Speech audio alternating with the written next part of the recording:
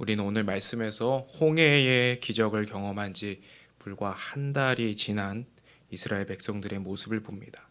그들은 지금 신광야에 서 있는데요. 애굽에서 가져온 식량은 이제 바닥이 났고 눈앞에는 척박한 광야만 보입니다. 이런 현실 앞에서 이스라엘 자손들의 반응은 원망하고 소리쳤다라고 성경은 그렇게 기록합니다. 이들의 원망은 모세와 아론을 향한 원망 같았지만은 궁극적으로는 그들을 인도하고 계신 하나님을 향한 원망이었습니다. 여러분, 우리도 인생의 광야와 같이 척박하고 메마른 시기를 지날 때가 있습니다. 그럴 때 당장 눈앞에 보이는 현실적인 문제들에 우리가 압도당하기도 하고 그런 문제들 앞에 매몰돼서 정신을 차리지 못하는 경우가 있습니다. 경제적인 문제들이나 또 건강의 문제, 자녀의 문제, 또 미래에 대한 불확실성에 대한 불안감과 또 걱정들이 닥쳐오면은 하나님이 이전에 나에게 베풀어 주신 은혜를 우리의 기억 속에서 다 잊어버리고 그 대신 마음에서 불안해하고 하나님을 향해 원망을 하기도 합니다. 그런데 놀라운 것은 이런 불신과 원망에 대하여 하나님께서 주신 반응입니다. 하나님은 진노하시거나 심판하시는 것이 아니라 그 대신에 은혜를 베푸십니다. 오늘 말씀처럼 만나와 메추라기를 내려주셨습니다. 왜 하나님은 만나와 메추라기를 주셨을까요? 하나님께서 만나와 메추라기를 공급하시는 까닭은 이 이스라엘 자손을 보호하는 이가 누구인지를 분명하게 깨닫게 하시기 위한 목적이었습니다. 그래서 12절 말씀을 보시면 내가 여호와 너희의 하나님인 줄을 알리라 이렇게 말씀하십니다. 광야라는 곳은 식량이 부족합니다. 물도 넉넉하지 않습니다. 하나님은 이렇게 막막하고 답이 보이지 않는 광야에서 그들을 먹이시고 입히시는 분이 바로 여호와 하나님이심을 이들을 철저히 교육하고 계신 것입니다. 여러분, 그런데 현대 사회를 사는 대부분의 사람들에게는 먹을 것이 더 이상 부족하지 않습니다. 대부분의 사람들은 오히려 너무 많이 먹어서 질병에 걸리기까지 합니다. 현대인들은 먹을 것에 부족함이 없습니다. 그런데 또 다른 부분에서 결핍을 느끼며 살아갑니다. 건강에 대한 결핍이 있는 사람은 건강을 위해 삽니다. 돈이 부족한 사람은 더 많은 돈과 소유를 쌓으려고 합니다. 인정과 명예에 목마른 사람은 성공과 지위를 얻기 위해서 일에 중독된 사람처럼 살아가기도 합니다. 그러니까 자신에게 부족한 것을 내 힘으로 얻기 위해서 사람들이 바쁘게 정신없이 삽니다. 그러나 여러분, 우리는 이 사실을 분명히 알아야 합니다. 우리의 생명은 단지 호흡뿐이라는 것입니다. 하나님이 우리의 호흡을 거두어 가시면은 우리가 쌓아 올린 건강이나 재산이나 성공과 지위는 아무런 힘이 없습니다. 그런데 여러분, 이 말을 허무주의로 오해하시면 안 됩니다.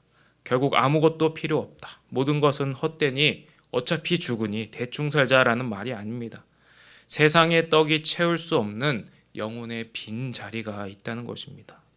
예수님이 가르쳐 주신 광야의 원리처럼 사람이 떡으로만 사는 것이 아니라 말씀이 육신이 되어 오신 예수님이 내 안에 계셔야 합니다.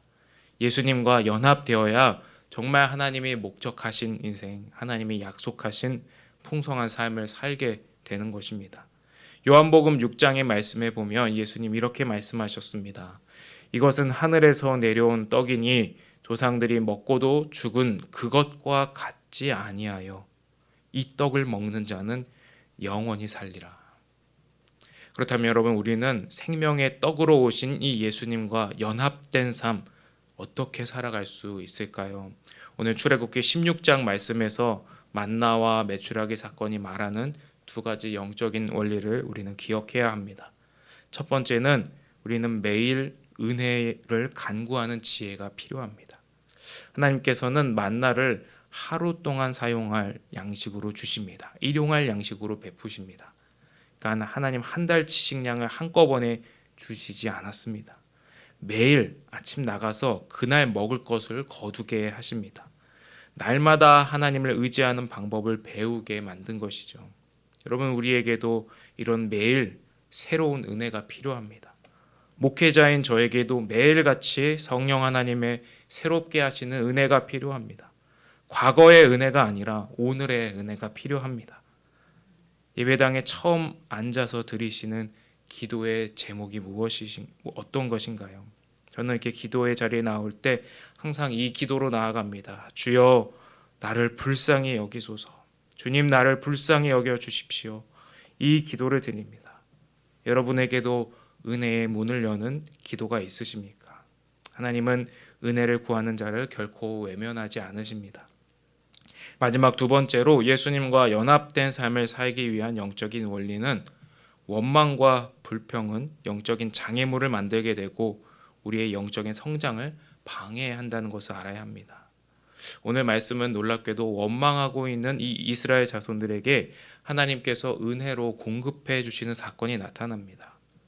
그러면 우리는 하나님께 향해 원망하고 불평해야 합니까?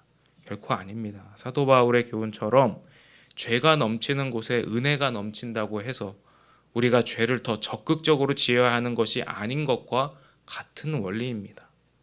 우리는 하나님이 내게 베푸신 은혜에 감사하고 또 우리 영혼에 흘러나오는 원망과 불평을 경계해야 합니다. 여러분의 하루 동안 어떤 말을 하시는지 한번 관찰해 보십시오. 감사의 말인지 불평과 짜증과 원망의 말이 더 많이 있지는 않은가 하는 것입니다. 여러분, 원망과 불평은 우리의 영혼을 결국 시들게 만들고 하나님으로부터 멀어지게 만듭니다. 그런데 사실 우리가 근본적으로 원망하고 불평하는 이유는 우리 안에 두려움 때문입니다. 내가 더 가난해지면 어떡하지?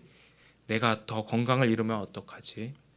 내 노후가 비참하면 어떡하지 하는 같은 두려움이 원망과 불평과 짜증과 비난으로 표현되는 것입니다.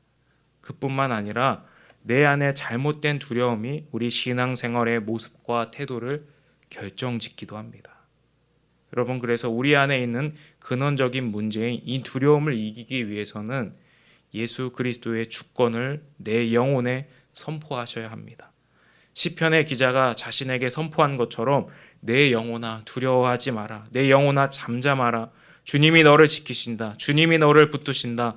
주님이 너와 함께 하신다. 그렇게 말씀으로 두려움을 물리치실 수 있기를 바랍니다. 그때 우리 안에 감사와 기쁨이 회복되고 예수님과 연합된 풍성한 삶을 향해 더 깊이 나아가실 수 있습니다. 함께 기도하겠습니다. 사랑의 하나님, 강야와 같은 세상에서 우리의 필요를 아시고 때를 따라 공급해 주시는 하나님의 은혜에 감사합니다. 오늘도 생명의 떡이신 예수님과 연합된 삶을 살아갈 수 있도록 그런 하루가 되도록 저희를 인도하여 주시옵소서. 예수님의 이름으로 기도드립니다. 아멘. 오늘도 우리에게 주신 말씀을 붙잡고 함께 기도할 수 있기를 바랍니다. 오늘은 토요일로 특별히 주일 준비와 환우들을 위하여 기도하는 날입니다. 말씀을 전하시는 담임 목사님을 위하여 기도해 주시고 또 말씀을 전하는 우리 사역자들을 위하여서도 함께 기도해 주십시오. 성령으로 충만케 하여 주시고 준비하는 설교 말씀에 하나님의 능력을 더하여 달라고 또 예배를 사모하는 모든 성도들이 될 수 있도록 하나님께서 그 마음을 주장하여 주시도록 기도합시다. 또 몸이 아프고 병든 우리 환우들을 위하여 기도할 때 하나님 우리 성도들에게 치유와 회복의 은혜를 베풀어 주시도록 우리의 오늘 주신 말씀을 가지고 또 주일 준비와 환우들을 위하여 또 가지고 오신 개인 기도의 제목으로 기도하시다가 평안 가운데 돌아가실 수 있기를 바랍니다.